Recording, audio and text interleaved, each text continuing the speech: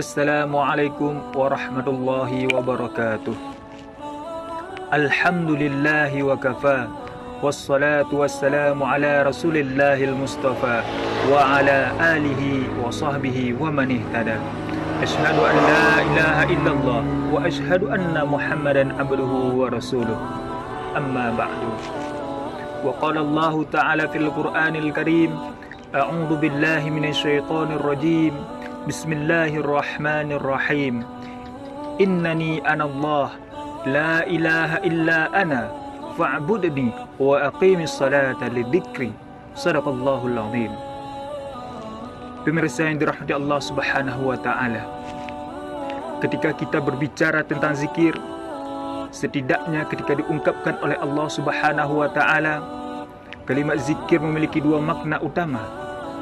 Yang pertama adalah keadaan yang mampu mengingatkan kita kepada Allah Subhanahu wa taala, yang mana dengan ingat itu kita terus terdorong dan termotivasi untuk melakukan amal ibadah kepada Allah Subhanahu wa taala. Oleh karena itu, segala jenis ibadah di dalam Al-Qur'an dinamakan zikir oleh Allah Subhanahu wa taala. Salat dinamakan zikir oleh Allah Subhanahu wa taala. Quran surah Thaha ayat 14, Allah berfirman, A'udzu billahi minasyaitonir rajim. Bismillahirrahmanirrahim. Innani anallah la ilaha illa ana fa'budni wa aqimis salata lidzikri. Shadaqallahul azim.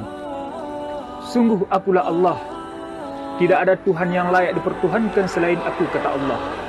Fa'budni, maka sembahlah aku. Lalu bagaimana cara kita menyembah Allah? Wa aqimis salat, tunaikan salat. Tunaikan salat, kata Allah Subhanahu wa taala. Untuk apa? Lidzikri, untuk dijadikan zikir kepadaku, kata Allah Subhanahu wa taala. Jadi saat kita menunaikan salat, itu adalah bentuk zikir kita kepada Allah Subhanahu wa taala.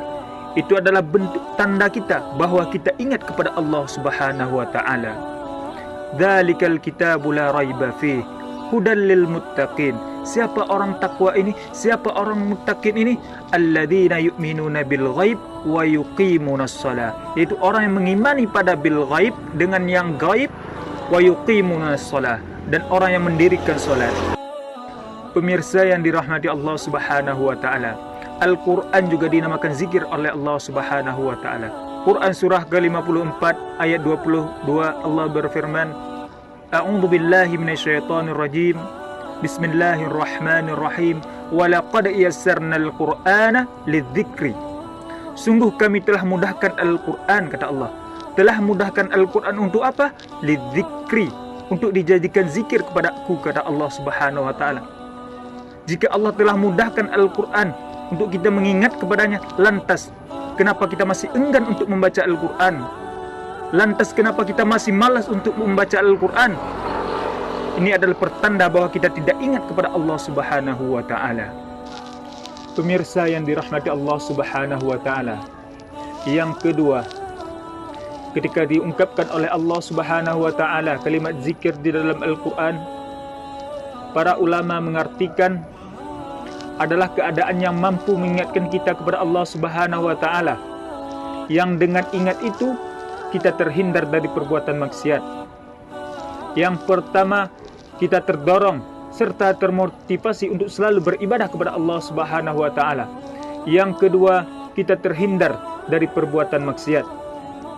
Karena kita ingat kepada Allah Subhanahu wa taala, kita merasa diawasi oleh Allah Subhanahu wa taala. Kita merasa dilihat oleh Allah Subhanahu wa taala. Kita merasa didengar oleh Allah Subhanahu wa taala. Maka oleh karena itu, orang yang selalu merasa dilihat oleh Allah Subhanahu wa taala, mustahil ia berbuat maksiat dalam kehidupannya. Mustahil ia mencuri. Mustahil ia durhaka kepada kedua orang tuanya. Mustahil ia menyogok untuk mendapatkan sebuah kedudukan atau jabatan dalam kehidupannya. Karena mengapa? Karena ia selalu merasa dilihat dan didengar oleh Allah Subhanahu wa taala. Oleh karena itu, mari sama-sama kita tingkatkan zikir kita kepada Allah Subhanahu wa taala. Mari kita memperbanyak zikir kita kepada Allah Subhanahu wa taala. baik dalam arti yang pertama, terdorong serta termotivasi untuk melakukan amal ibadah kepada Allah Subhanahu wa taala, maupun yang kedua, agar kita terhindar dari perbuatan maksiat kepada Allah Subhanahu wa taala. Barangkali inilah yang dapat kami sampaikan. Subhanaka Allahumma wa bihamdika asyhadu an la ilaha illa anta astaghfiruka wa atubu ilaik. Assalamualaikum warahmatullahi wabarakatuh.